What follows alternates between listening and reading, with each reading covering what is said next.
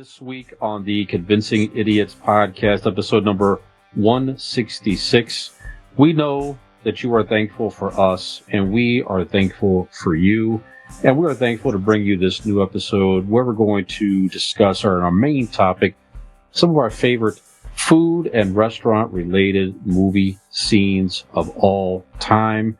In our Ask an Idiot segment this week, we're going to talk about some of our favorite Thanksgiving viewing.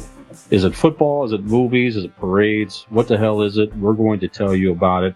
Also give you some of our idiot reviews and some pop culture headlines. Join us this week. Keep watching. Keep listening. We're sweeter than the sweetest of pumpkin pie, ladies and gentlemen. Let's start the show. All right. Test. Test. Call it again? Convincing Idiots. Convincing Idiots. Called it ham gravy. I informed them that I sided with the stat man, not just anyone's opinion, the stat man Brian Fisher. Kids today. Jingle All the Way is in fact the best Christmas movie of all time. I need to get Grandma a present, and my herpes is flaring up. I got it. Mm-hmm. Yo. I'm the millennial We're Santa. three friends representing three different generations. That's our whole shtick. That's our thing. Mm-hmm. Nick got the whole poop. Mm-hmm. I'm standing in the sea Caucasian. breeze, holding a turd, just mightily. I'm just going hitting hats. Anyway, on a lighter note, And welcome to the podcast. Welcome to the vodcast. Welcome to the broadcast. Boys and girls, welcome to the show. This is Convincing Idiots. My name's Dean, the Zennial. Brian Gen X. I'm Tim, Gen X. He almost said Zennial. He was so jealous of my charisma and love that spewed from me. He tried to steal me. I want to emulate you, yes. I get that. Well, I will vicariously live my life through you. Oh, shit. You're in trouble, buddy. Boy. You are in Yeah, trouble. Low expectations. Yeah. Lower that bar. Yeah. Well, Millennial Nick is out this evening with a family event, but we are pleased to welcome back Astrophysicist Tim to the show. Thank you. Third time on. Welcome back, you are Tim. by far, Tim, the most frequent guest appearance. I don't know, Right. guest host or what have you, or whatever you want to say. So yeah, absolutely. Yeah, are you guys going to honorably make me an idiot? Oh, sure. Well, absolutely. I no think problem. your genetics All right. probably did that first, but Yeah. for Oh, us, that's true. we'll do it. I sure. am the Why not? byproduct of West Virginians, so There you go. Yeah. Tim lived in Kenmore and West Virginia, Dean. So that really is, there's no question about it. Is there is there a version of like negatively not knowing how to read? Yeah. yes. Yeah. Despite those, It's not so much that I read, I just look at the letters and fill in my own words. They're just There they're you fun go. little squiggly things on the page. Yeah. Yes. No, but to remind everybody, Tim, despite of my blathering and stupidity, Tim is an astrophysicist, right, Tim? I am. And he has more knowledge in, I don't know, his left nut than Brian and I have in our whole lifetime. Something like that. Yeah. That's kind of scary, but sure. I don't know.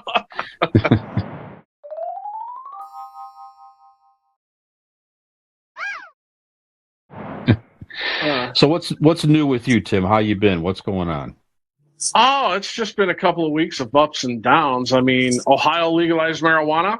That's a big high. Yeah, they did. Yes, that's right. Um, That's right. Let's see. The Browns won 2 in a row. Big Mhm. high. Yep. Veterans Day. Oh, Call of Duty Modern Warfare 3 went live on the 10th.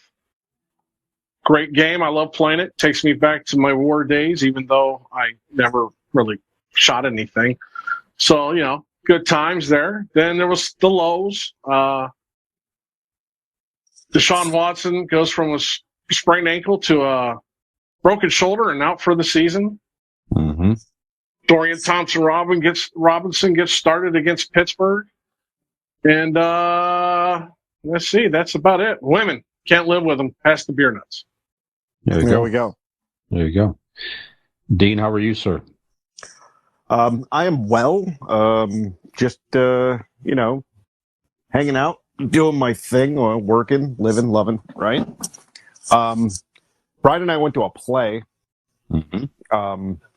That is actually, I know every time Nick is out, we try to do some sort of fun thing about what he's doing, but actually Nick's son is in middle school play for this whole weekend. Multiple showings. And Brian and I went to the first performance, right? That's what, yeah. Opening night. Opening night. It was escaping me. Yeah. No, it was good. The kids did well. There's some technical glitches here and there, but no, they did a fantastic job, and it was fun watching all that. Other than that, what the hell did I do? I don't know. I don't do much. I French kiss the cat sometimes. Mm-hmm. That's disturbing. Well, no. He's got 6 toes on each foot, so he massages my feet while we French kiss. It's really quite warming. It's lovely. So, what about you, Brian? You French kissing any of your animals? No. I'm what not. good are you?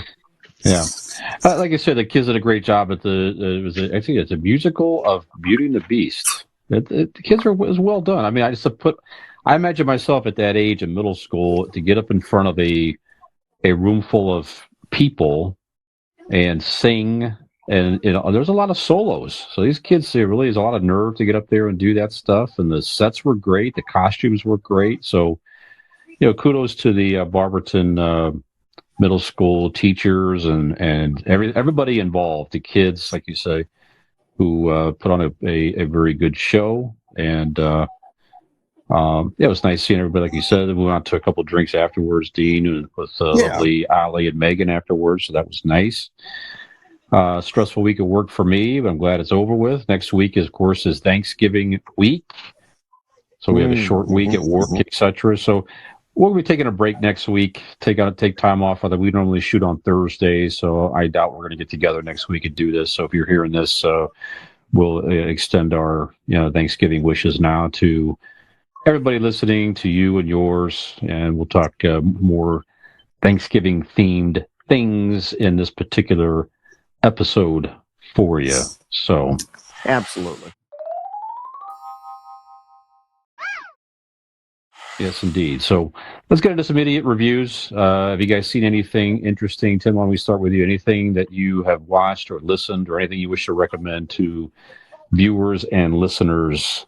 Sir, go right ahead. I watched a documentary about a murder. It was Saturn got me into it. It was a true crime murder. And what it was, this kid put up a defense. He was in love with this girl, and they were friends. And he stabbed her, and he put up a defense that he was sleepwalking when it happened. So that was a pretty good documentary. I'm sorry I can't remember the name of the documentary. I was trying to find it before I got on here, but it was on HBO Max, and it was a really good documentary. And then, of course, Veterans Day, I spent the day. I did a Band of Brothers marathon. Everybody should watch Band of Brothers. It's an amazing show. And I watched Patton and To Hell and Back, the Audie Murphy story. Oh, wow, so that's a good one. This was good stuff. That. Yeah. So that's all I have for reviews. I mean, that's it. Yeah. Okay. Very good. Dean, anything interesting for you, sir? I watched today. Actually, we watched the new stand-up special for Matt Rife on Netflix. I saw part of that. What did you think? I thought he was hilarious. Yeah, I dig that guy. The stand-up special, everything you see online, he's doing crowd work. He's known for his crowd work. He didn't do any of it in this one. It's straight stand-up, and it was really funny. I highly recommend it. I'll laugh my ass off. Very good. Anything else? Not that I can remember. No. Okay. I saw a couple things. I watched Old Dads movie on Netflix. So this is Bill Burr and a few other guys. Oh yeah. It was okay. I mean, it's definitely Gen X humor for sure. These guys are Gen X guys. They have younger kids, and they lose their jobs to younger. They sell their business to like another group, and they have a younger boss who comes in. He's like a millennial or Gen Z type kid with, and they're just out of date and everything else. And I don't know. It was okay. I mean, there's definitely some moments where you could tell it's probably clips from Bill Burr's stand up. He kind of incorporates some of his stories into the movie and things like that. So, but it was all right. If you're a Bill Burr fan, you'll probably like the movie. It was okay. So you can check that out on Netflix. I did finish up the One Piece. That's a series on Netflix based on a graphic novel. Interesting. They're going to have a season 2 of it. Just very cool characters and visuals and things like that. That made it more entertaining. So it's kind of a fantasy pirate type of thing. So good fighting, good decent acting. But like I said, the visuals and everything are worth checking out in itself. I don't think we're ready to get into Loki season 2 finale spoiler just yet, Dean. But I know we watched that. We'll talk about that soon, maybe. But just phenomenal. I mean, we really enjoyed it. It's really one of the best things that that series in general, season 1 and 2, is really one of the better things that Marvel's been putting out there lately. It's one of the better things that Marvel's done in the TV, universe. Yeah, absolutely. And then this past Sunday, Dean, me and you and one other person sat in the theater and watched Marvel's movie. That's right. Shit, I forgot about that. Yeah, we did. We did. Yep.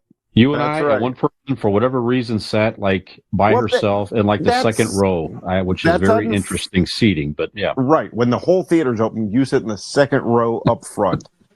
No, but you forgot about the drug deal that happened behind us. That's right. They at least stayed for the first 20 minutes. Yeah. Yeah. They left. We won't spoil anything here, Dean, but the post-credit scene, there's 2 scenes. So, what? It was fun. It was a fun movie. If you like Ms. Marvel, Kamala Khan character, I like her, that actress. I think does a great job. Yep. She's like the female version, as you and I had spoken, like the female version of Peter Parker, Spider-Man. Right. Teenager, high school, family, awkward, all kinds of stuff like that. I mean, if you talk about like actors and actresses themselves, I think she's more believable as a teenager than Tom Hiddleston. I think there's sometimes it seems like he's trying to play the teenager. She is a teenager. I mean, straight up. And I think it just comes off more believable for her than it does for him. Yeah, I agree. So check it out. And like I said, the post-credit scenes alone are worth watching. They really do some interesting setups for future projects. So, it was fine. We can wait for streaming, I suppose. You don't necessarily need to run to the theater to see it. But, of course, not a lot of people are. I guess. That's true. It's probably, what is it, the lowest Marvel debut ever? Well, this is the lowest opening. If they're not going to go see it, I'll fucking spoil some of it. Fuck it. If anything, there's a scene with just a lot of kittens. Yes. And it is terrific. Yeah. It's set to like classical music. A bunch of kittens running around, and it's delightful. There's a musical scene in it that was quite fun. If you tell me, those 2 type scenes are going to be in this Marvel movie, I would have no interest, right? Yeah. But they did it very well. It made sense to the plot of the movie. It made sense to the style of the movie. It was very good. I enjoyed it a lot. There's definitely a few little bit dark things in it. The villain is, there's some, violence and different things like that. But like you said, for the most part, like you say, pretty lighthearted with the girl, with the women and their family, and Kamala Khan's family and stuff like that. Yep. So it had a Samuel Jackson's fine as always. The bad guys had a very strong, how should I say, Spaceballs vibe. Mm-hmm. Ryan, do you understand that? Sure. Yep. There's a very strong Spaceballs vibe, and I enjoyed it. Absolutely, and it, you read online, perhaps it does add to the multiverse storyline, kind of help set up the Deadpool 3 movie and all that, and it definitely does, no question about it. So go check it out. Don't listen to all the haters out there. If you like that movie, like those characters at all, go check it out. That's right. Okay. That's the main things that I have checked out over the past I did finish weeks. watching The Bodies on Netflix. Yeah, what'd you think? It was a great ending, very cool. It's hard to it's hard to tie up and tie loose ends on a looping time travel story. Mm-hmm. But they did it quite well. It was very clever in the way they did it. I'm happy the way it ended, and it looks like as of the way it ended, it looks like we could get, if they choose to, do a season 2. Okay. So, yeah, another one I highly recommend, The Bodies on Netflix. Very good. That was the one of our show option names that we were workshopping a little bit. Yeah. Prior to Convincing Idiots, The Bodies. That was one thing that we were, considering. I think at one point. Wasn't that when you were suggesting that we do it shirtless? Mm-hmm. Yeah, and we realized nobody wanted to see this. Yeah, very early idea. Yeah. I don't know. I'm proud of my man boobs. I mean, I'm proud of your man boobs too. Thank you. There you go. Yeah. There you go. All right. I'll take a milking off those udders. Sure. They're not udders yet. All right. They're not udders. But I still have some, muscle there. Sure. Absolutely. All right. Well, we're going to take a break. And when we come back, talk about perhaps some more man boobs, perhaps. Of course. But we are definitely going to talk about some pop culture headlines in our Ask an Idiot segment this week. Talk about some Thanksgiving stuff. There's not a lot of Thanksgiving things to watch necessarily, but we're going to talk about some of our favorites, and then we'll get into our main topic a little bit later. Favorite food and restaurant scenes in movies. That'll be our main topic in honor of Thanksgiving, and those will be coming at you after the break. Namaste.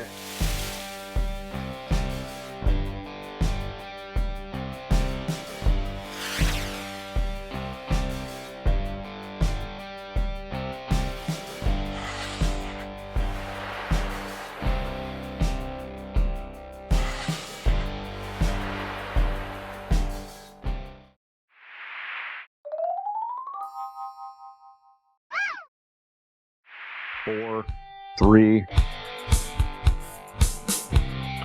All right, welcome back to Convincing Idiots. Our guest again this week, Astrophysicist Tim, joining us for the third time. Yeah, go ahead. Well, I was just going to say he's fulfilling that trifecta.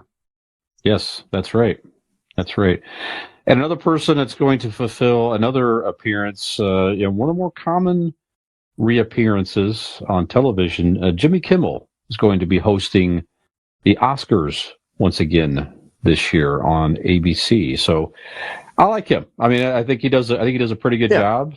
Definitely pushes some of he's not afraid to make fun of some uncomfortable things. He definitely made a lot of fun of the Will Smith slap last year, you may recall. If you watch the Oscars at all, I don't really watch the Oscars all that much. I still enjoy it. But yeah, he does a pretty good job. So, well, I think are you he's interested? Go ahead. I think he's safe. Sure. If you bring like a stand-up comedian in to do it, and they're known for being racy or raunchy or whatnot.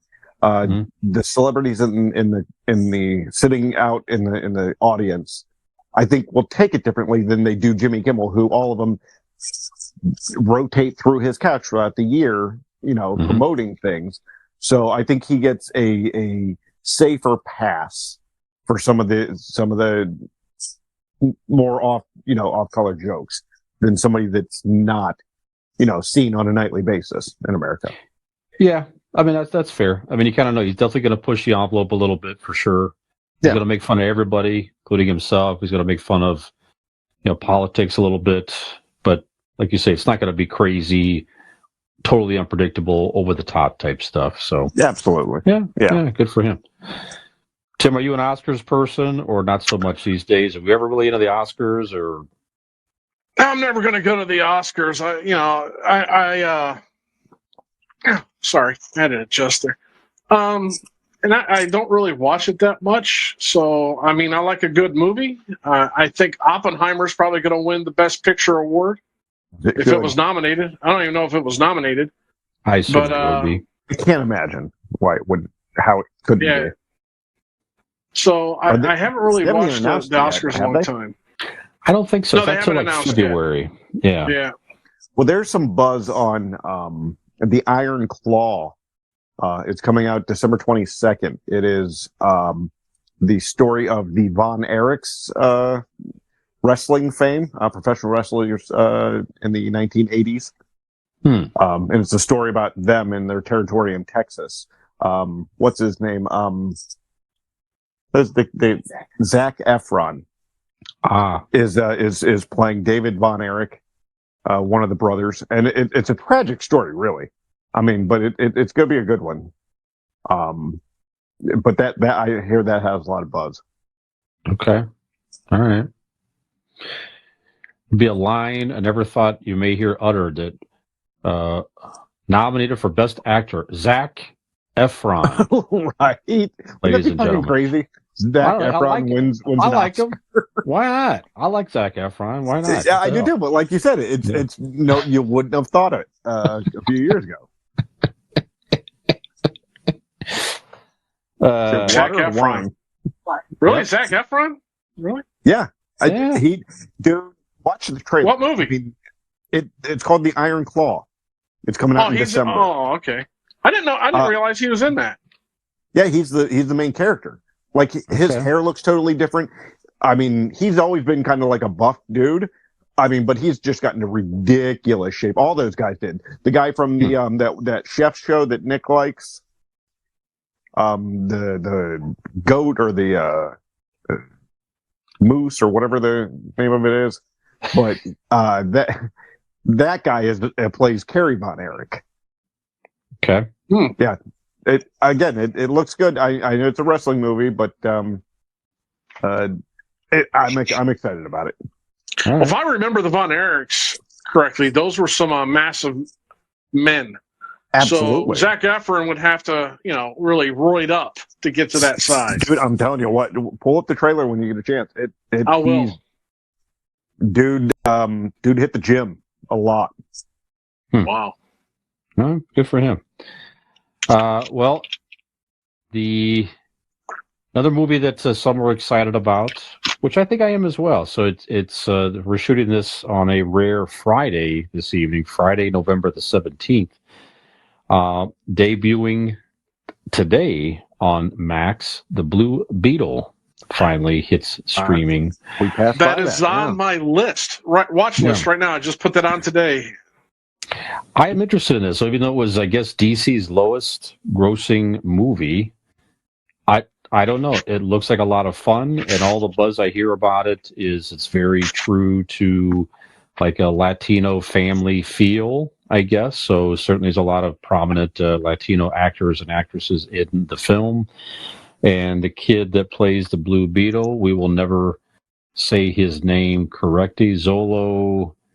I can't think of the poor kid's name here. But anyway, it looks like a fun movie. I'm definitely going to check it out. Tim, you've already mentioned you're planning to watch it. Dean, what do you think? Are you excited at all for the Blue Beetle to check it out on streaming or not so much? No, not so much. I mean, I might if I ain't got nothing to do then one night, I might flip it on, but I really have no interest. It didn't move the needle for me at all. Trailer for it or anything like that. Okay. All right. And it's Zolo Maridueña. Thank you. Wow, there you go. Also stars in the Cobra Kai series as well. Yeah. Took an astrophysicist Netflix. to pronounce that name. Thank you. Yeah, we got to recruit Tim more often when we can't. Ace in the hole. Yeah. Should just have me absolutely. come on just to say words. Sure. Right. I like it. Today's word to pronunciate. Sure. Well, I mean, some words are harder than others. Is an easy word? Insurance. Let me tell you how I know, because I have Blake Insurance. Okay. I tell you, Blake Insurance is an Erie insurance agency located right here in Barberton, Ohio. They provide auto, home, renters, and business insurance with honesty, decency, and affordability. Erie Insurance is above all else in service. You want to call 234-571-5359 or visit BlakeInsuranceLLC.com for your free 5-minute quote today. When you do, tell them the idiots sent you. That's right. Very good. I just want to point out I'm not in Barberton or Kenmore. I'm in Beaver Creek.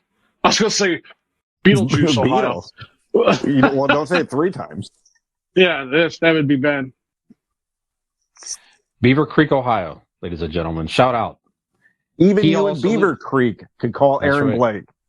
And we were in the presence of Aaron Blake and family. Also, we sure were. I got to sit right next to that handsome bastard. Yeah, there you go.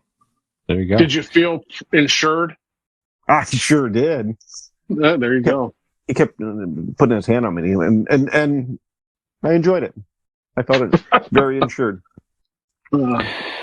Well, we enjoyed the musical, as we already talked about, the kids' musical. And another musical coming out I thought was kind of funny is Gwyneth Goes Skiing is going to debut in London this December.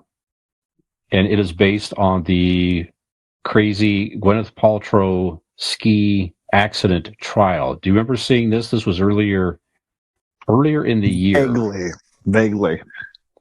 Yes. What was it again? So Gwyneth Paltrow. So basically, a guy.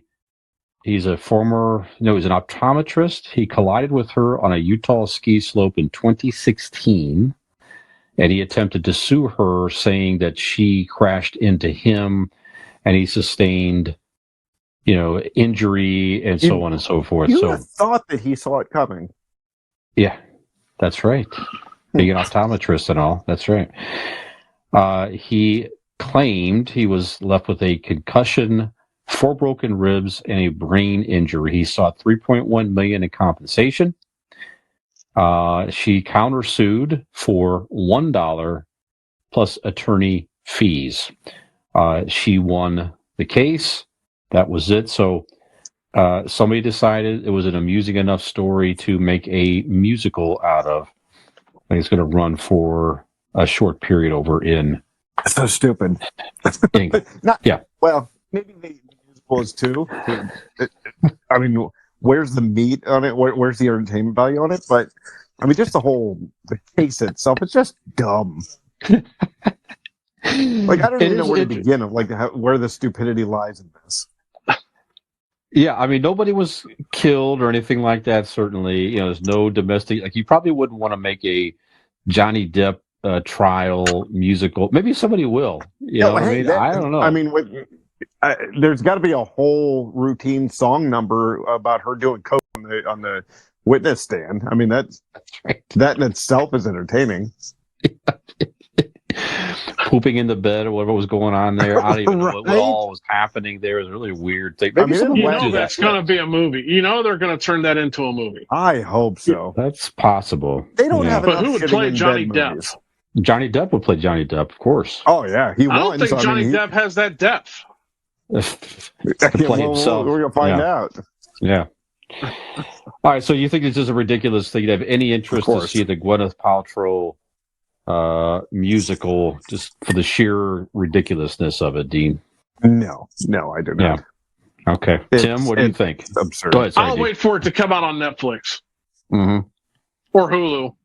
Very I don't possible. think I want to spend the $30 to go see it in the theater. Ladies and gentlemen, the Barber to Middle School presents. You enjoyed last year Beauty and the Beast. This year, Gwyneth goes skiing, ladies and gentlemen. I might watch it then. Yeah, I would go. I'll watch middle schoolers perform it, but actual adult actors. If it was in my backyard, I'd close the blinds. Yeah, I'm with you. All right. Well, Dean, we have some exciting news in the world of new TV series coming out. I know you and I are going to be very excited here. Fargo Season 5 is going to debut on FX. I just saw the commercial for it. Yes, 2 days ago. There you go. Very November. Jon Hamm. Yes, there you go. Jon Hamm's going to star in this, along with Jennifer Jason Leigh, Joe Keery, some of these people I don't know. Sorry, June Temple, Morris, Dave Foley, Temple. Juno Temple. I said it wrong. Thank you. I said June. Yeah, so it's set in 2019. It's going to follow Dorothy Lyon, a modest housewife whose peculiar past begins to slowly unravel after she lands in trouble with local authorities. There's your high-level description. Jon Hamm plays the sheriff. I'm in. I like. Yep, like that's all you say, need to tell me. anything Jon Hamm is in, I enjoy. Yep. Go ahead. You know who Jennifer Jason Leigh is, though, right? Yes. Okay. You wouldn't be a proper Gen Xer if you didn't. Have you watched any of the priors? The Fargo series is interesting. The first season was like a extension of the movie, which I thought was very interesting. They got to go more in depth with that. And Billy Bob Thornton was in that first season. He was frightening. He was a very, very good villain in that I didn't first see season. after that, though. Yeah, there's been some interesting ones. They had said, Ted Danson was a star in one of these, and they've had different. It's just different storylines. Didn't set one of in them go the back area. to like the 1920s? Yeah, like 1950s or something like that. It was with Chris Rock, right? I think that might be right. Yeah. Yeah, it was like the Prohibition era with Chris Rock. I remember seeing him in like a gangster's suit. Yeah, it's just interesting. It just sort of set in that. I think it's just sort of set in the region, right? Basically. So, but yeah, so you don't have to necessarily be a fan of the movie or not to enjoy some of these interesting storylines. So, yeah, I'm intrigued. I'll go check that out on FX on November 21st. Absolutely. And I think it being an anthology series like that, you don't need to know the other seasons to enjoy, one particular one. Nope, not at all. So that's going to come out and something to enjoy Thanksgiving week, certainly next Tuesday. So let's get into some Thanksgiving a little bit here, guys. So, next week's Thanksgiving week, you don't really hear, like we said earlier, we don't really hear there's not a lot of like necessarily Thanksgiving themed viewing. You may have to sort of position it to where maybe it's the stuff that you like to watch around Thanksgiving holidays. Maybe you'll start to watch Christmas movies around Thanksgiving. I don't know. So let's get into our Ask an Idiot segment this week, guys. It just doesn't have to be necessarily, there's no list or, necessarily a number you need to, worry about here. But interested to know, what are some of your traditional Thanksgiving viewing, whatever it might be? Do you want to start with you? What do you like to watch around the Thanksgiving holiday, sir? Well, I believe that this movie in particular, not a lot of people I've come to realize do not think of it as a Thanksgiving movie, but I do. This is The Nightmare Before Christmas. Also, now think about it. It is goes from Halloween Town and Halloween, and they get to Christmas. So when should be the perfect time to see it? Right in the middle, Thanksgiving. So to me, it's not about Thanksgiving, but it is the perfect time to see it, right in between Halloween and Christmas. Okay. Tim, how about you? What do you think you like to watch around Thanksgiving? Football. Thanksgiving Day, I will catch a football game. I'll probably watch the Cowboys game. Don't know yet. Well, I start off with my favorite Christmas movies on Thanksgiving, around Thanksgiving, and that's Die Hard, Die Hard 2, and Lethal Weapon. So, that's it. When you talked about this, I looked up Thanksgiving themed movies, and there just aren't a lot out there. There, and none that I've seen. So I know there's one in particular, and I know it's one of Brian's favorites.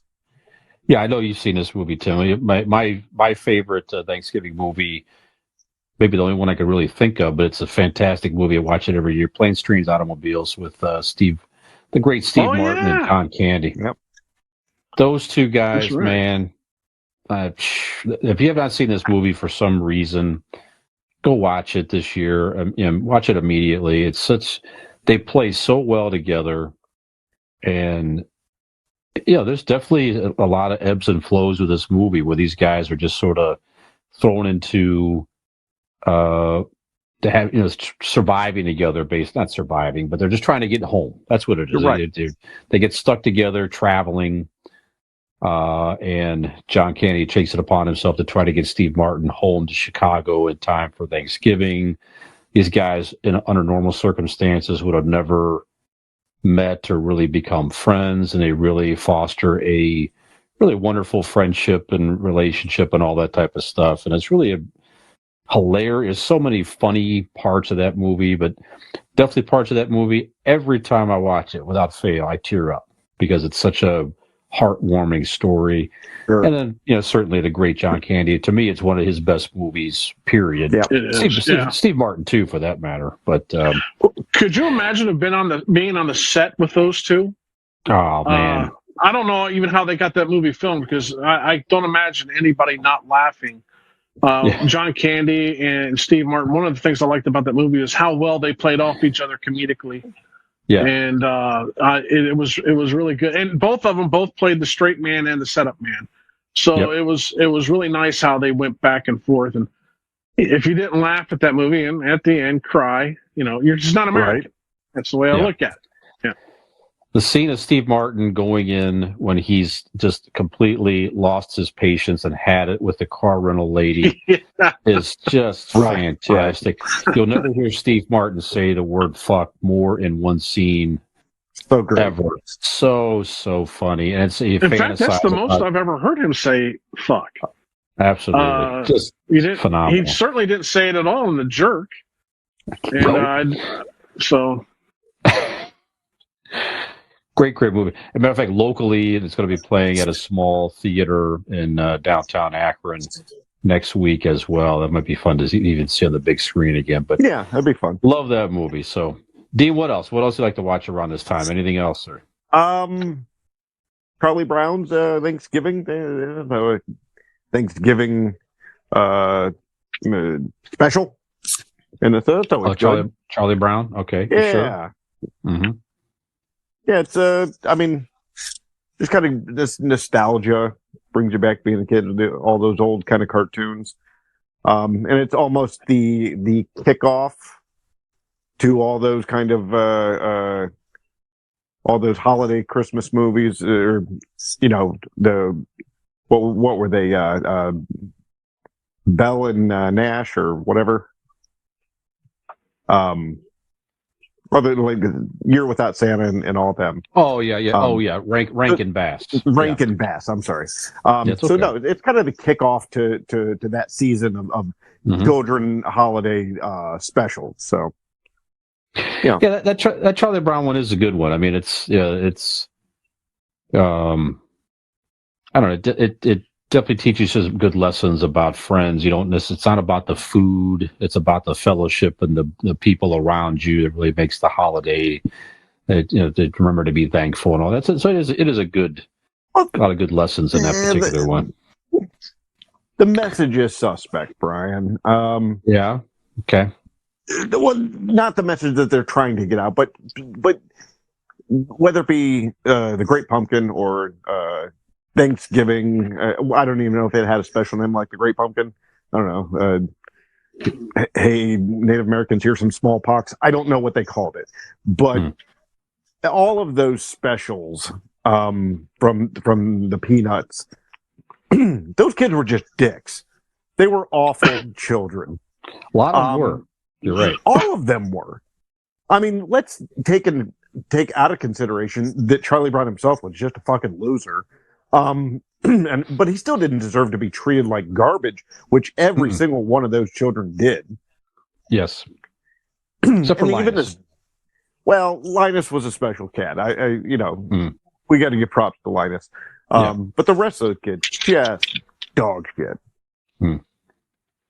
Yeah, I don't think you learned this one. Somebody should have told Pigpen to take a bath. That's true. Right, dirty little prick. Yeah, and one of the lesson you learn from that special is that Snoopy can fucking butter some toast. You know what I mean? You remember that? Remember that scene or not? So yeah, Snoopy can fucking butter some toast like nobody's business. You know what I'm saying? Prick too, though. Snoopy was he's an asshole dog. Yeah. That's for sure. He's not a good dude. Yeah, he would have been euthanized under normal circumstances. Right. Yeah, by an owner. Yeah, absolutely. Wow. Yeah. Charlie Brown just took a really dark turn. Yeah. Watch it again. Watch again. It's just garbage children doing garbage things. That's right. Yeah, but now my childhood's just ruined because you said that. Now the glass broke. Yep. That's what I'm here for.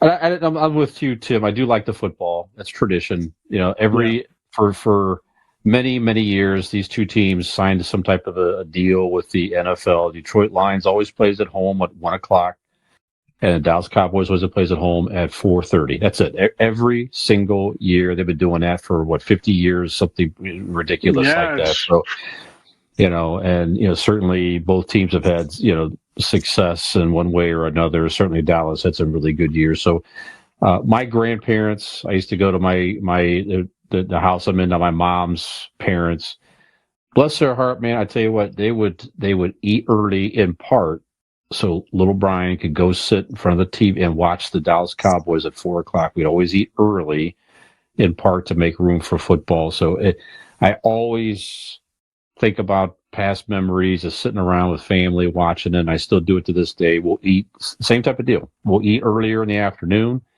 in part so we can sit down and relax and watch the Cowboys game. So just really nice traditions with football. You guys watch the Macy's parade? Is that something of interest to you? Do you watch any of the Macy's parade, or is that not of interest at all these days? Tim, are you a Macy's parade fan on Thanksgiving Day? I watched it as a kid with my mom because my mom loved it, and so I would watch it with her. But then, when I got older, I just quit watching the Macy's Day Parade, unless I was kind of hoping one of the balloons would float away, or there would be some kind of mishap with one of the floats.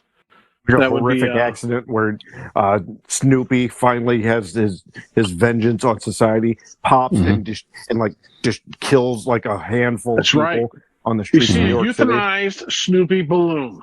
Yeah, Snoopy float. Yeah, that would be fun to watch. Charlie Brown finally loses it. Yep. Yeah. Yep. That's good. Dean, how about you? A fan of the parade or no? No, I watched it when I was a kid. And if it's on, I'm not going to turn it off, but it's not something I search out. The musical acts on there, I don't know who they are.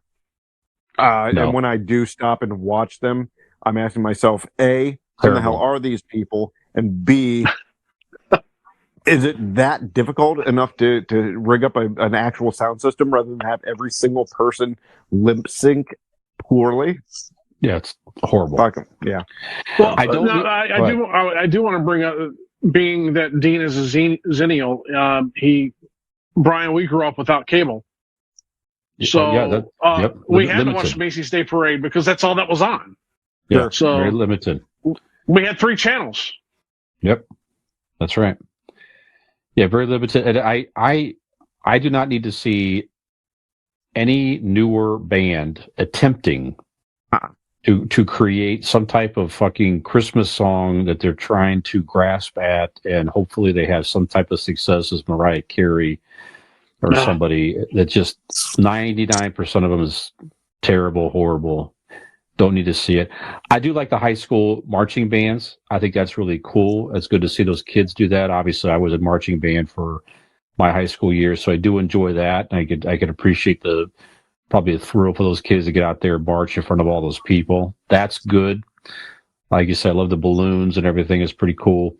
And I tell you what, if I watch any part of that parade, I can't remember the last time I did not watch toward the end of it when Santa comes. I love that even now. That's kind of the ringing in of the holiday season. And that same dude, the same motherfucking dude's been doing Santa Claus. I don't even know how many years now. Guy looks the part. Guy? I think. Huh. I don't think he can be anymore. I mean, that guy's got to be pushing 90 by now. I don't know. I mean, it looks like it's the same guy. I mean, he's certainly getting a little bit older and things like that, but he just looks the part. I just love that whole. I get excited to see Santa Claus even as an adult. Yeah, I just love all that stuff. It takes me back to being a kid and also, just remembering being Santa for Peyton growing up and all that. Just a nice, warm memories for me to see Santa Claus coming on Thanksgiving. So absolutely, that jolly old elf scared the hell out of me as a kid. Santa did? Sure. Yeah, he came down the chimney, man. I mean, what kind of black magic stuff's he got going on? He can come down the chimney, not getting his soot on his costume, dump off a bunch of presents. Well, he's magic, and then go back up the chimney. So I said, it's some kind of dark magic this guy's got going. He can come and get me at any time. So he was an elf.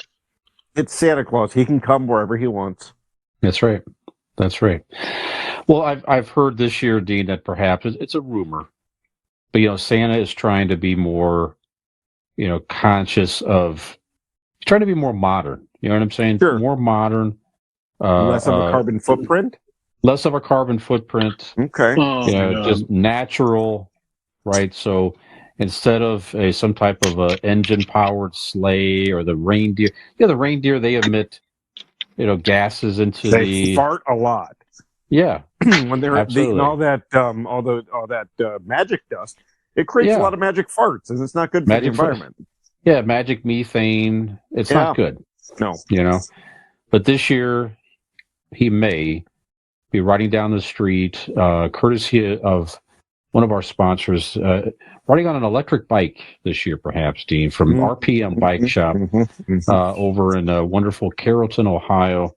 Maybe you'll see Santa. Go check out the RPM Bike. Maybe you'll catch a glimpse of Santa leaving RPM Bike Shop. You can find them on, fingers crossed. So you find them on Facebook, RPM Bike Shop. Or give them a call at 330-808-7792. You can find them online as well. If you're in the market, maybe it's on your Christmas list. They'd be great Christmas presents. Absolutely. And remember, if it's good enough for Santa, what, you think you're better than fucking Santa? Get an RPM bike. Hell no, you're not. That's right. Yeah. I could be. All right. You good could. Stuff, guy. Go ahead. You have to start growing that beard out. We'll have you back on. Well, when I grow my beard out, it's no longer salt and pepper. Now it's white. See, like my hair. Like my hair. You put a suit on. You come riding in on your RPM bike. I think we have a bit coming in December. I like it. Oh, there you go. I like it. Well, more Thanksgiving. It's certainly a big Thanksgiving tradition, guys, is not just watching stuff, but the fellowship is wonderful, of course. And right with that is food. Enjoying some good food with family and friends and loved ones on Thanksgiving. And our main topic coming up after the break is going to be, again, this favorite food-related scenes in movies. It could be the scene based around food. It could be set in a restaurant or a club or something like that. Just something to do with being in that scene. And we're going to share our Idiot Mount Rushmore lists of favorite food-related or restaurant-related scenes right after this. And don't worry, I've already been told that any movie where it's been depicted of anybody eating ass does not count. I was strictly told that. So Yeah, I know, right? Redo your list. Peppermint Patty's invited herself, Marcy, and Franklin over for Thanksgiving dinner.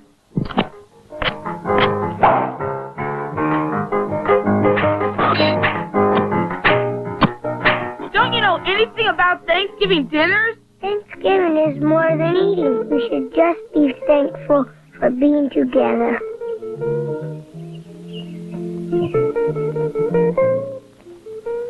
A Charlie Brown Thanksgiving, sponsored by McDonald's. Nobody can do it like McDonald's can. And by Dolly Madison, bakers of all kinds of neat-to-eat treats.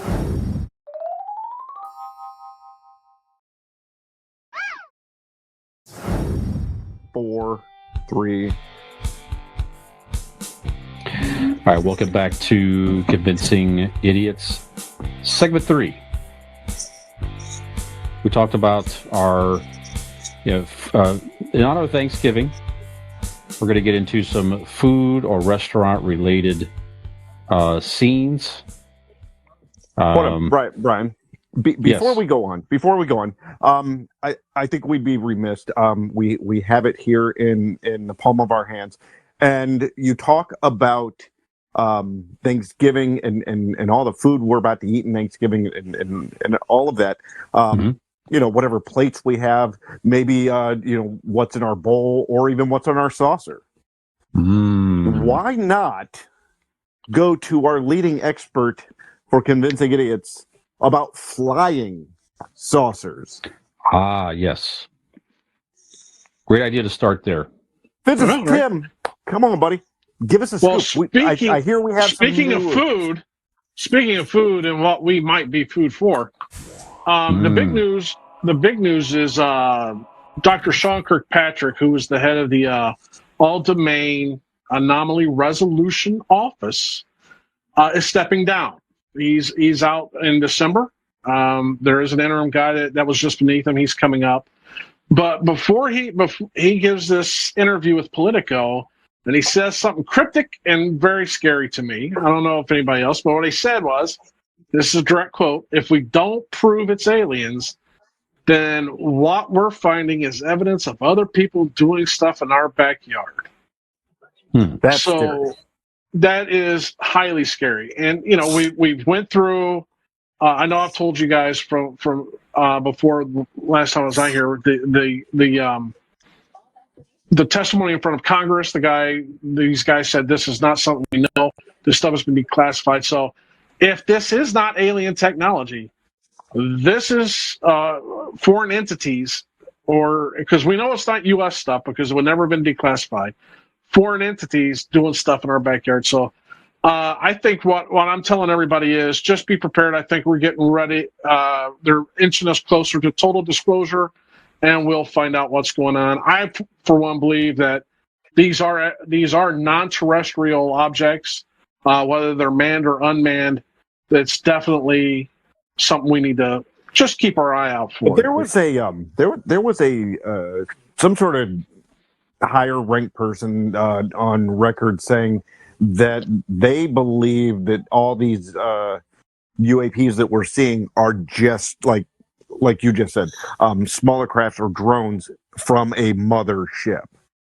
Well, this was Sean Kirkpatrick again. He had kind of put that out there, but it was also said by a few others who had stuff to do with Aero and everything that this is possibly drones from a mothership within our solar system or just outside our solar system.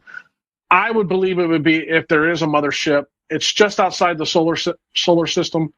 Otherwise, our sensors would detect it inside the solar system. Let's just park behind our moon or something where we don't have anything. But the James Webb Space Telescope can slew over to look behind the moon. I mean, it's out at the Lagrangian point, sitting out there parked, just doing its deep space stuff, so it can turn around and look.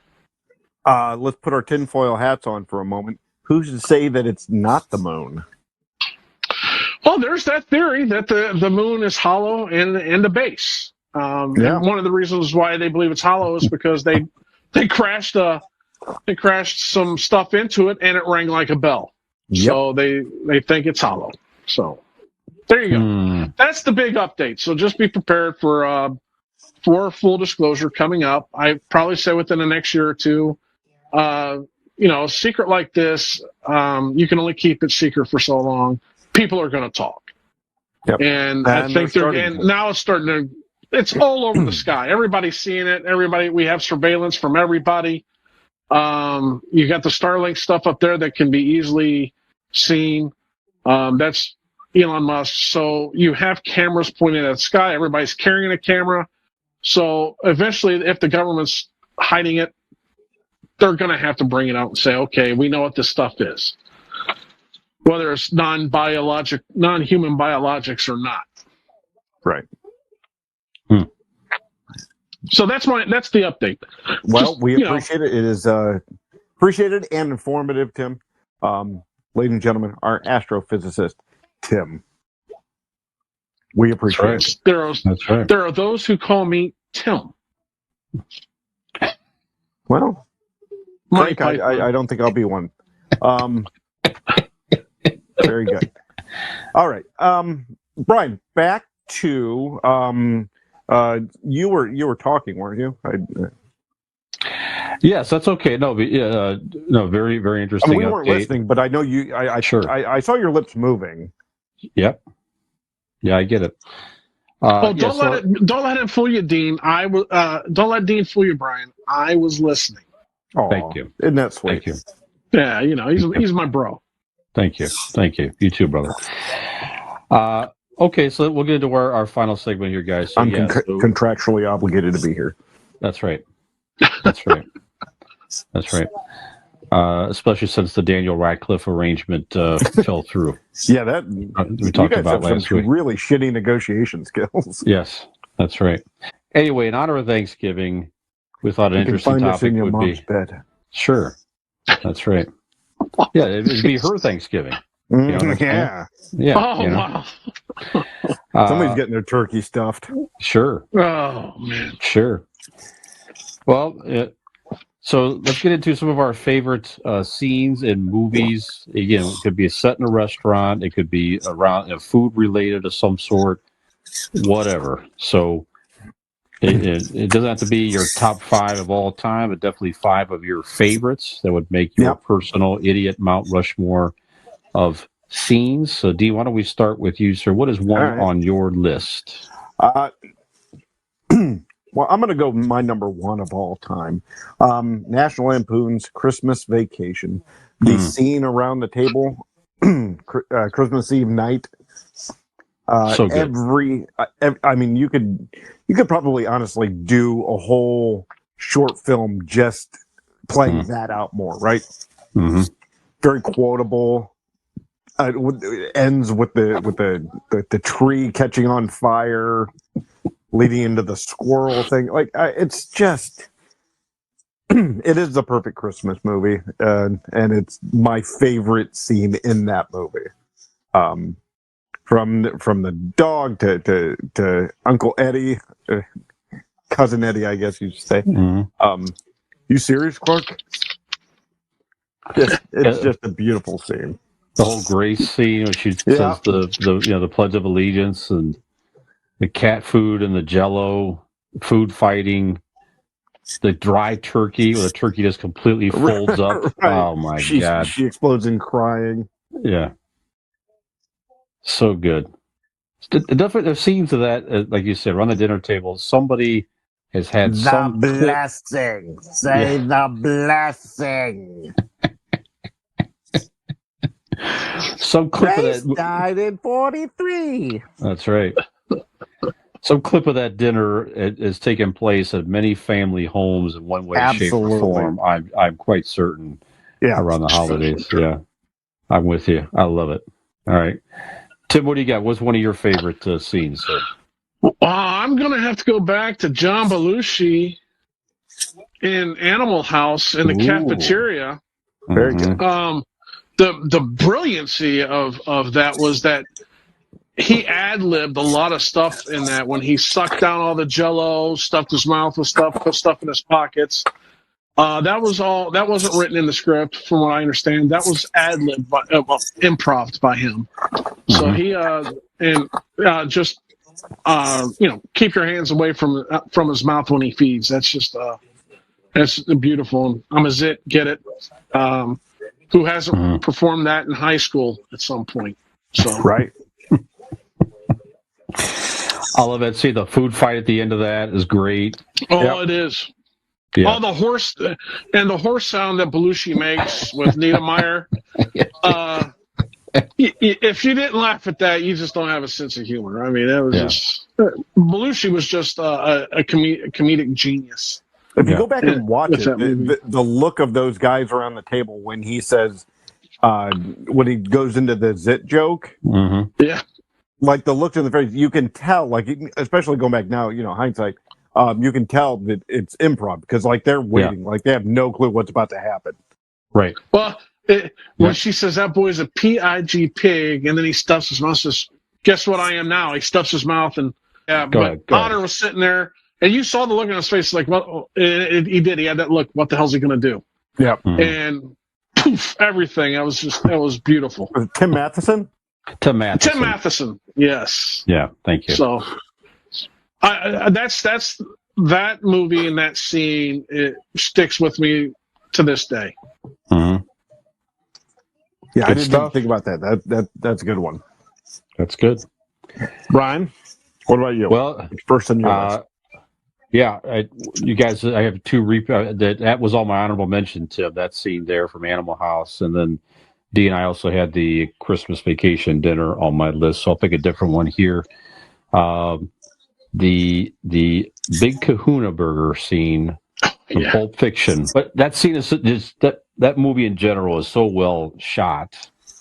But just the scene, the kids obviously, if you know the scene, if you've seen Pulp Fiction, if you haven't seen it for some weird reason, you should watch that movie. But this how it's shot. He has to take a bite of the kid's burger, talking about the Big Kahuna Burger, the Hawaiian burger joint, grabs the kid's burger and just has a close-up of his hand grabbing the burger, kind of smushing it a little bit. You hear the sound of the burger kind of smushing, eats a huge bite of it, drinks the rest of the guy's Sprite, and then, of course, inevitably shoots him dead after that as well. So, and there's so many other things in that movie as well. You get in the different scenes as well, which I won't get into. But that scene there, I just one of my favorite food-related scenes. I mean, of all time.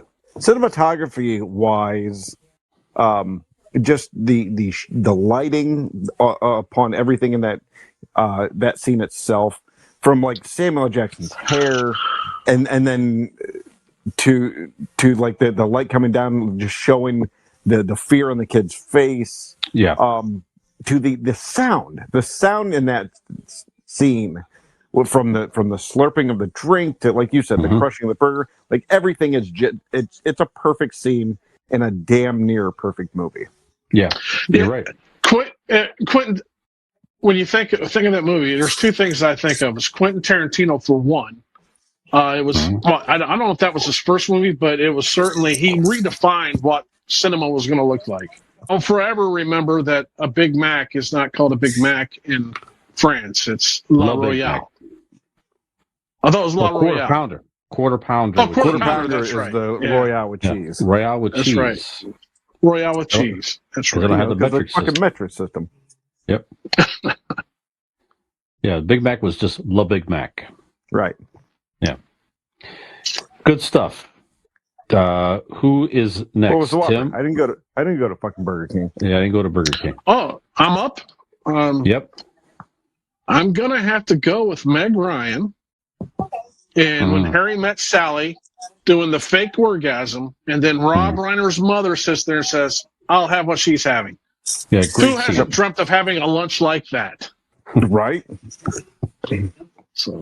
I constantly dream about having Rob Reiner's mother be involved in my sexual fantasies. Sure. I figured you did, Dean. I did. Yeah. You've seen her. I mean, come on. She's dead now. I'm going to stick with my answer. Meg Ryan, great in that scene. You're right. Very, very good. These actresses go in and get all this work done. It's just, fuck, you're beautiful. Why do you have to fuck with it? Right. And that's any woman. I don't care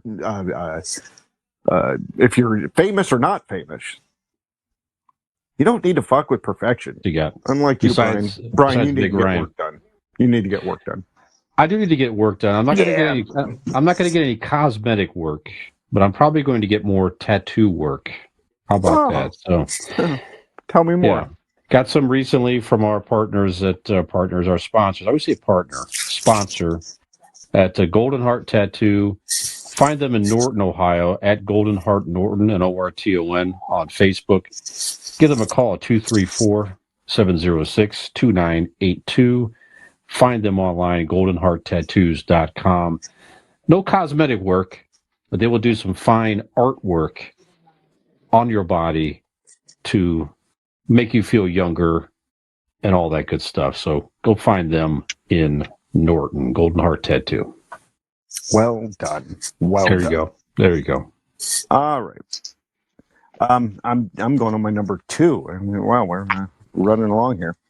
My number 2 is going to be When Harry Met Sally was on there, so I'll move past that. I'm gonna go with the ending of the Avengers in the diner. Oh yeah. The diner scene of all them tired from fighting all day. Post-credit scene.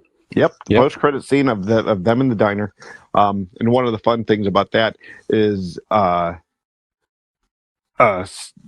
Tony Stark. Chris Evans. It was like a comeback and reshoot scene. Okay. And Chris Evans was already doing a movie, so he grew a beard. He had to grow a beard for the movie. And so if you look in that scene, he's not eating, and he has his fist up to his face because he's hiding the beard. Ah, okay. So he's the only one that doesn't say anything or move because he can't, because he's trying to hide the beard. Okay. Food. What are they eating? What's schmar? What was it called again? What are they eating again? Yeah, they're fighting outside of it earlier. And Tony Stark says, "I want to go try that place sometime." Yes. And then that's where they're eating it's all in rubble and everything at the end. Yeah. Yeah, it's a good scene. Yeah. Kind of Good humanizes stuff. them all together. Like, you know, Thor being the god of thunder, and all these guys are destroying and killing, and then you see them kind of just exhausted. Like, show what a superhero does. What do they do after they win the battle? They eat food at a diner. Another scene for me is from Goodfellas. There's a couple scenes in this movie. There's a couple you could go with here. I just love the scene when they're in the restaurant, in the club. The whole scene with Joe Pesci, where they're all at the table. They just kind of finish dinner, and they're talking and just telling stories and all that. And Ray Liotta, who played Henry Hill in the movie, makes a comment to Joe Pesci how funny he is. And you know that whole scene from there. Yeah. Joe Pesci was just fantastic in this movie, start to finish, in my opinion. But that scene, he did a great job just putting you you were just uneasy in that scene. At any moment you thought he could pull a gun out and, funny like a clown and all that stuff. So he did pull a gun out. That's right, he sure did. Yeah. And somewhere right before that scene, the owner came over, was asking him to pay the bill and all that stuff. So he threatened the owner. Just that whole club scene was just fabulous. It really puts you at that table with those mobsters and that lifestyle there for just a few moments there. So that was really, really cool scene. And there you go. I'll just stop there. I'll talk about the other one in my honorable mention from that movie. But there you go. Funny house scene from Goodfellas. Funny house. Am I a clown to you? Am I here to make you laugh? That's right. How am I funny? No one accuses us of being funny. No. You know what I mean? Yep. Tim, what's next on your list? We try. Yep.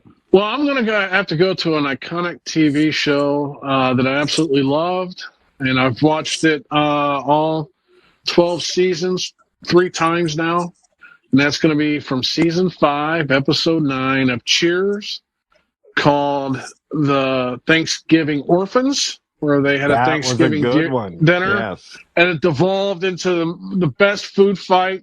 Yeah. Just watching Fraser Crane in that food fight was just, it was great, and that is the one episode. Despite all the normisms and everything from Cheers, that was probably one of the best episodes of Cheers. That's just Cheers. I've been to the Bull and Finch, and I was expecting it to be like Cheers. It was nothing like it, but I can actually say It's still nice. Yeah. I had a beer in the Bull and Finch that was while Cheers was on TV when I was stationed in Massachusetts. We went to Boston, went to the Bull and Finch, got a shirt and everything. We were there this past spring. At the Bull and Finch? Yeah. It's a little yeah, it was nice. We ate lunch there, and yeah, it was good.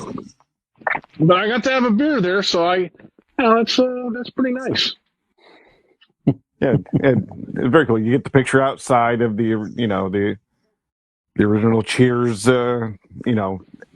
outside B-roll. Mm-hmm. Yep. It was very cool. Excellent. Dean, what else you got? All right, I'm going to go. My number 3 is Ocean's 11. Now, you ask yourself, there's no dinner scene in Ocean's 11, but it's a fun little thing about the movie. Brad Pitt is eating in every scene he is in. It was an acting choice that he made, but in every single scene, he is eating something. That glass breaking thing again. I never really realized that. Right. Yeah. If you go back and watch it, he's eating in every scene, one way or the other. He's eating something. So, and it's just a fun little Easter egg. That you can pull out and let people know that a little something about cinema, right? And you don't even have to give me the credit on that. Tell them that you're smart enough to know it on your own. I love Bill Murray in this movie. One of my favorite Bill Murray movies, Groundhog Day.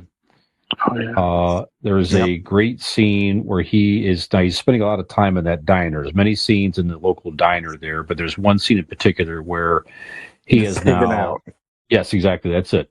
He has fully embraced the fact that he's stuck there, and he's trying to tell her that he's a god, and he like you say, he's eating everything. The table is just... I'm a god. A god, that's right. Table's just full of dishes. He's eating donuts because he realizes it doesn't matter what he eats. He's going to come back the next day.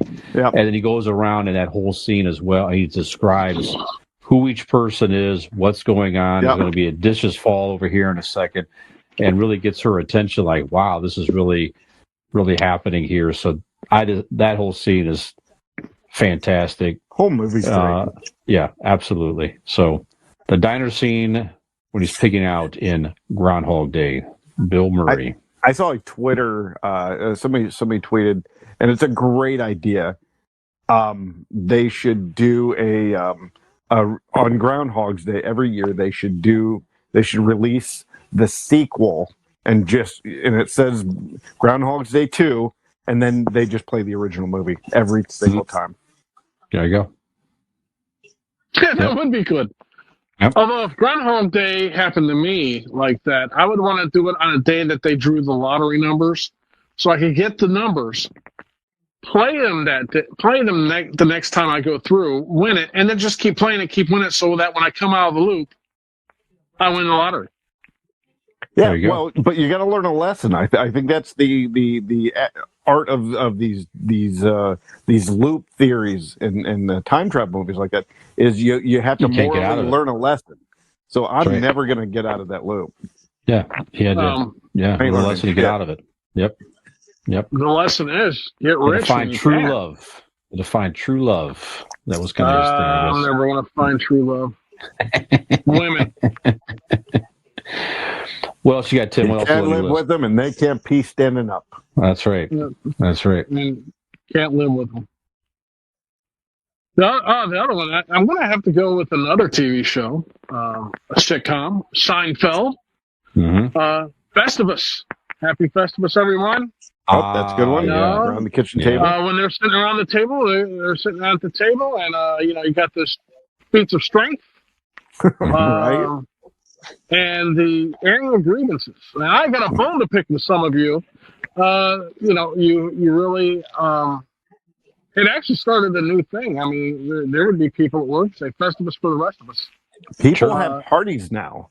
Oh, yeah. They do. They have There's an Festivus actual parties. date. There's an actual date that's recognized as Festivus. I believe it's December 26th. Okay. But yeah, people have Festivus parties. Like people get together for an actual whole. They bring the pole. Yeah. You know, they sell Festivus poles. Yeah, that's very cool. Yep. I wonder how many people end up how the emergency room does the day after Christmas, after the feats of strength is performed. How many people actually end up in the emergency room after that? I wonder if the emergency room departments are actually saying, it's Festivus, we're going to be busy today. A lot of people getting hurt. A lot of people getting hurt. That's right. Am I up? No, I believe it's me. Okay, go ahead, sir. I'm gonna go with my number 4. Rocky wakes up in the morning. What's the first thing he does? Pounds 2 raw eggs right down his stupid gullet, and it wasn't it like a dozen? I thought it was like 6. Yeah, 6 seems a lot. Actually, maybe that's if you eat a dozen eggs, different other things will happen, and we'll talk about that later in my honorable mentions. But as for Rocky, he put a bunch in a glass and drank them, and it started this whole craze in the 70s and 80s. I know my uncle used to do it. He was into bodybuilding. He would crack open a shit ton of raw eggs and drink them whole. I mean, I couldn't imagine. I don't know about you guys, but as a child, I tried it. Never did. It couldn't. I mean, I couldn't do it. Like physically, I just could not swallow. No. Yeah, once it hit like the back of my throat, I was like a drunk prom. I can't stand runny eggs either. I like them over easy. I just don't like them running. So they're much runnier than that. No, there's not. No. Yeah. So we'll curse Rocky for everybody at least trying it once. At least the youth in that era. Yeah. And the salmonella that everybody incurred. Okay. Dean's skills have gotten better since Tim. We'll just say that. Oh yeah, I can swallow a lot more things better than that. Totally. You open up that throat, don't you, Dean? That's right. You're working with a professional here. That's right. I had another scene from is really a whole episode themed food. Seinfeld as well. Tim, Seinfeld has a lot. There's a lot of good food. They have tons of scenes, obviously, in the diner. That was a key. From Soup Nazi to the black and white cookie. And that's it right there, Soup Nazi. That whole episode. I just love that episode. Yeah, just a great episode, obviously. Everybody's so stressed out how to order soup properly from the, quote, Soup Nazi. The guy that played the Soup Nazi was great. Is a certain way to order the soup, and if you messed it up, you got your privileges revoked. No soup for you. Great line in that series. A lot of people know, certainly to this day. So, yeah, the Soup Nazi episode in general, fantastic. It was funny. Me and Julius were in Subway the other day, and he ordered stuff, and I said, "Why don't you just order it right? It's right there on the thing. Just order it right." I said, "Maybe she could be the sub-Nazi and say, 'No soup for you.'" And he looked at me. He's like, "What are you talking about?" I'm like, different generation. Yeah. Yep. You're a Zoomer. Yep. Tim, any more, sir? Yeah, I got one more. Is that our 5? Is that our 5? This will be our 5th right now. Okay. I got one more. I've got one. I'm going way back on this one to Paul Newman. Wonderful picture, because we've all said it. What we have here is a failure to communicate. And that would be Cool Hand Luke. The sweatiest, not only the boiled eggs that he ate, but it's the sweatiest movie of all time, as referenced in Cheers. Yes. Very good. Dean? Yeah, if you eat 50 eggs in general, I think that's the end result. Hard boiled, if you're swallowing them like Rocky, that's the end result. Yeah. Okay, I'm gonna have to actually pick right off from my honorable mentions because you guys had Harry Met Sally. You know what? This will be fun. I always enjoyed it when I was a kid. The Great Outdoors. You guys remember that movie? Oh yeah, that's a good movie. The steak challenge. The old 96er. Yeah. John Candy returning to the show. Trying to eat the 96-ounce steak without throwing up or tapping out, and just like his performance of just sweating and just how uncomfortable and disgusted he felt, and it was so funny. That whole movie's great. So yeah, the old 96er from the Great Outdoors. Excellent. Is my number 5. So that's all. We've all done 5 now, yeah? I've got honorable mentions, a lot of them. I got honorable. Okay. I just have a few honorables. That's fine. Okay. So I've done my 5. One honorable mention for me is I'll go back to Goodfellas as well. The scene is Henry Hill's first date with his eventual wife. That whole scene is fantastic, where you really get the end of the. Also, again, you're right in that life, and certainly was told the story of him on the rise until he fell, whatever. But they go in the back door of the restaurant. It's just the camera follows them through the entire scene. So they walk in the back door, through the kitchen, the whole thing. They go out through the crowd. They meet the owner, and they go all the way out, and the people come out with a table, and they set the table up. They bypass all the people in the front. They set up a new table just for the two of them to sit down. Guy orders him a drink, and he's there. He's like treated like royalty practically. And then there's Henny Youngman right there on the stage, right in front of him. That whole scene in that restaurant.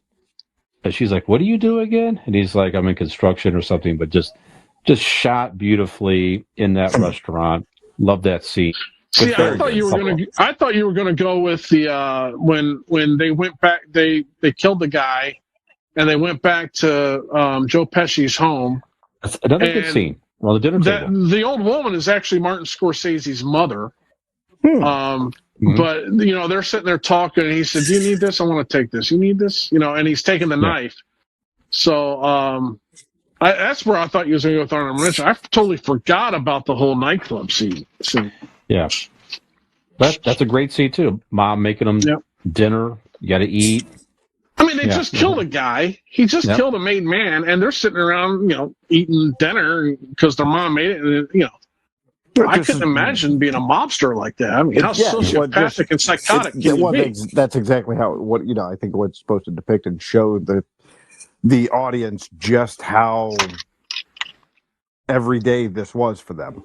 Like how nonchalant you had to be to do, like you said, sociopathic to do such things. There you go. Who's next, Tim? Any honorable mentions? There was the pony. If you remember the pony, I don't like people with the pony. I had the pony when I was a kid. Oh, at the dinner table talking about that? Yeah, dinner table. Dinner. Yep. Yeah, and then there was the marble rye. Give me that, you old bag. He really wanted that marble rye. So you even have the waiting in the front foyer of the dining room, the restaurant. Chinese restaurant. The Chinese restaurant, yeah. Great. It's like 10 minutes. Iconic. Am I paused here? No, you're good. You're fine now, but you did freeze for a second. Okay.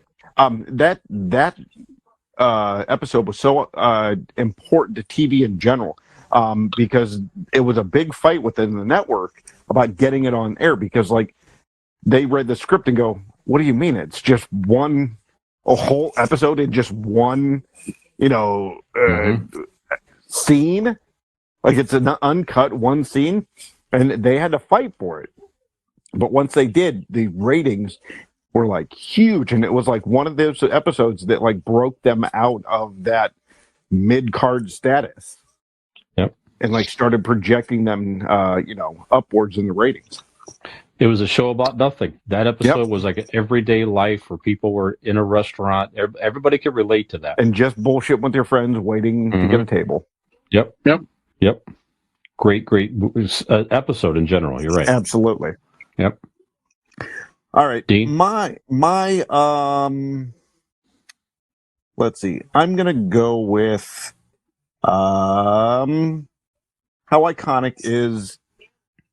All you have to say is one word, and you know the scene, you know the movie. Baby Ruth. Goonies. Goonies. No, yeah, it was Goonies. When I said Rocky Road. Rocky Road. Right. Okay, you're right on that. But he gave him in the scene that I'm talking about. They're eating the Baby Ruth. That's right. Yeah. That I have it written down, Baby Ruth, because he feeds him the Baby Ruth. But yes, it's in the same scene. They're feeding each other kind of food. Goonies is just that's a quintessential Gen X movie. Yeah, from the eating the Rocky Road to the feeding him the Baby Ruth and him throwing it where he just misses it and he can't reach it, and that's why he breaks the chains. And yeah, it took the monster in that movie that you thought was going to be a monster and made him not only human but like the on hero. His road. Yeah, on the road at that moment to be the hero later. Yeah. So Goonies, Baby Ruth. There you go. Goonies was great. I got one more on my list. And I hadn't seen this movie in quite some time. I went back and watched it within the last year or two.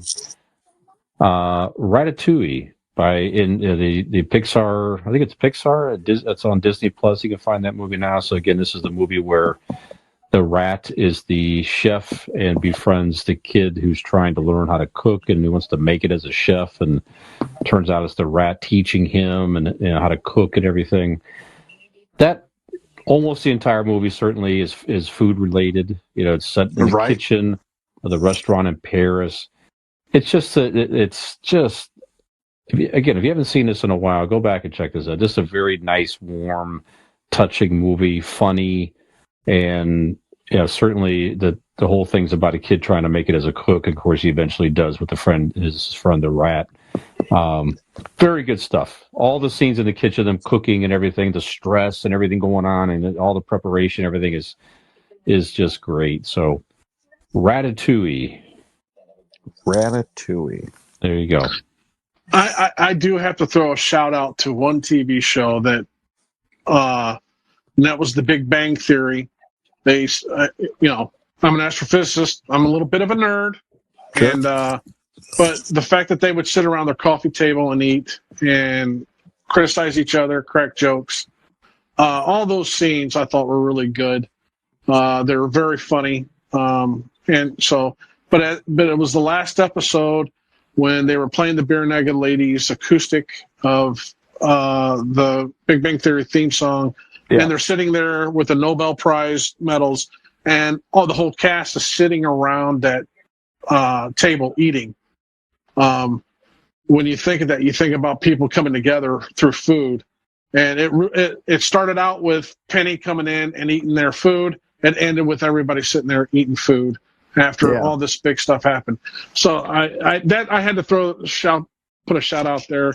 Yeah, Big Bang Theory was probably one of the better written shows of the modern time that I can think of.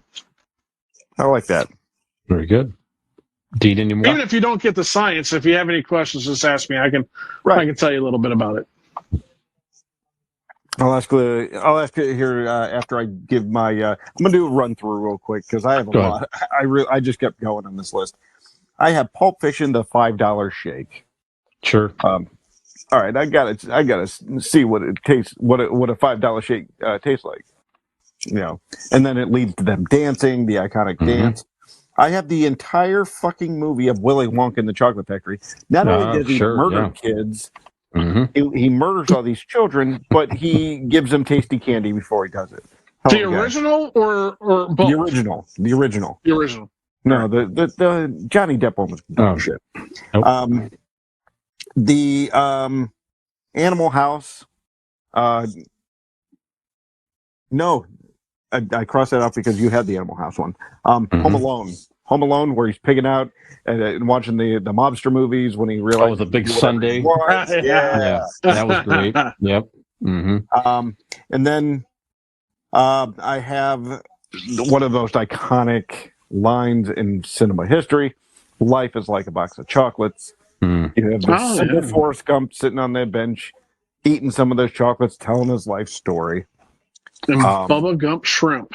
Absolutely. So you telling me, boy, I've been sitting here talking to the richest man in Alabama?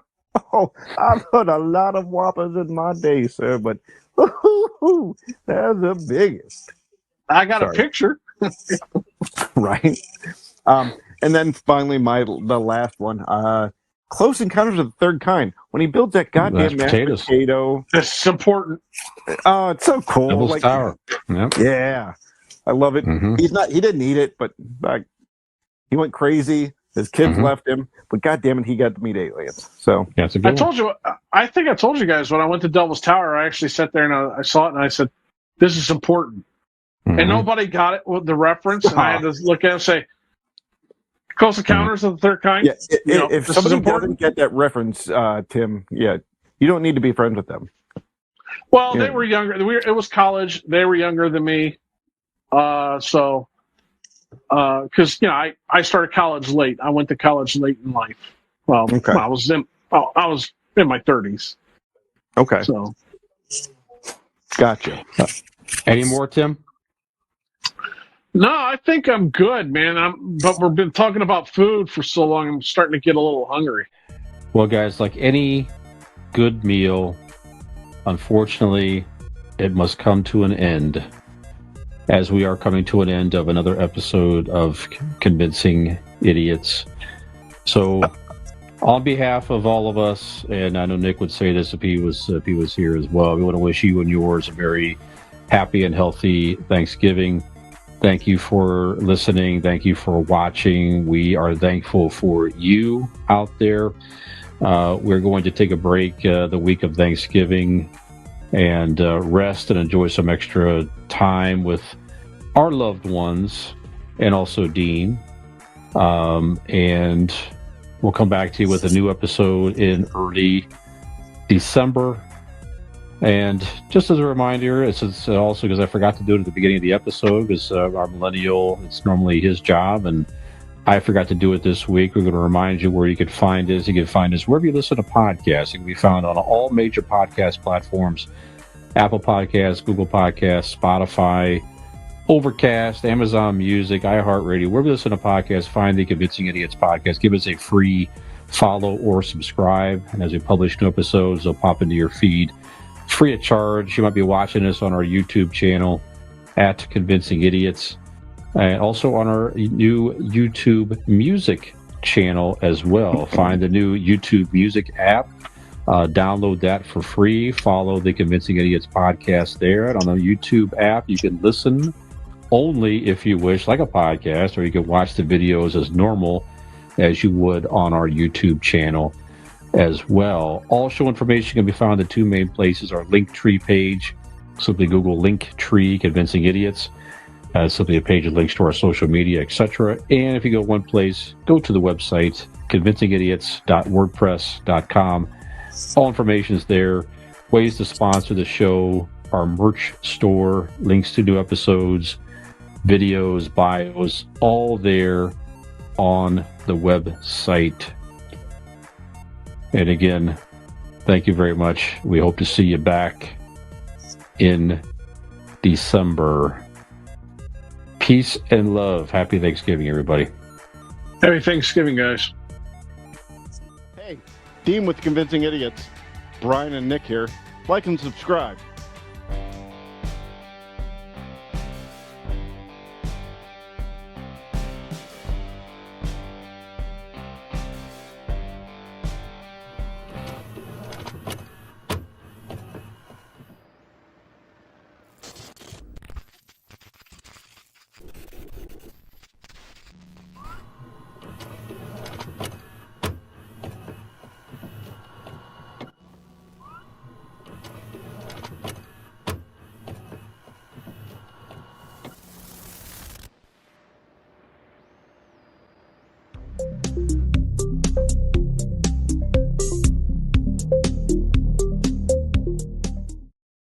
am grateful.